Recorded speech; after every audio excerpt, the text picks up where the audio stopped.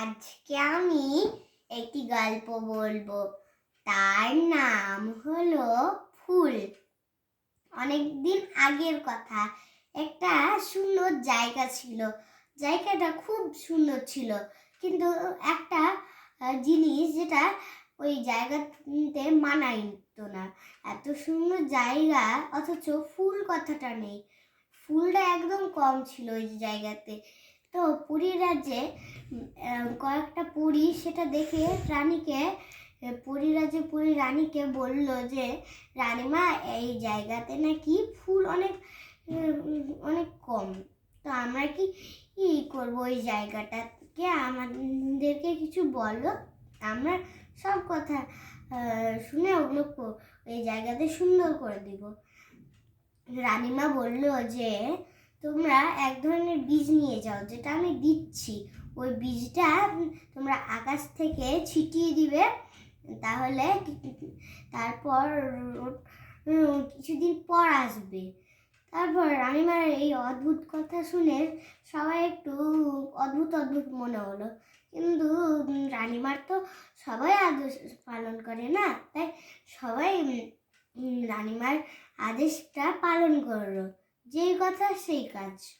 তারপর কিছুদিন পর গিয়ে দেখছে যে ফুলের বাগান, যেগুলো ফুলগুলো একদম কম ছিল, সেই ফুলের জায়গাটা ফুলে ভরে গিয়েছে। একদম গাছপালার সঙ্গে ফুল একদম মানাচ্ছে ওই জায়গাতে।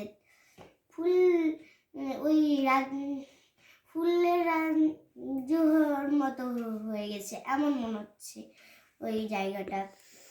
তো পরীরা তার সবাই ওই জায়গাটা দিয়ে বাড়ি তৈরি করলো, থাকার জন্য পার্ক তৈরি করলো, বাচ্চাদের খেলার জন্য স্কুল তৈরি করলো, বিভিন্ন ইত্যাদি জিনিস তৈরি করলে ওখানে থাকতে লাগলো, আর আকাশেও থাকতে লাগলো।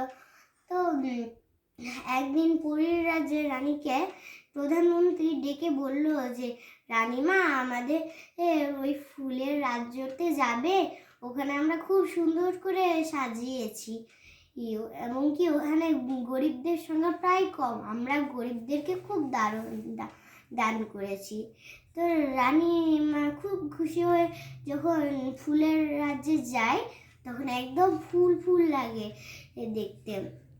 তো রানীমাও খুশি হয়ে যায়, আর সবাই খুশি হয়ে যায় রানীমার আদেশ পালন করে।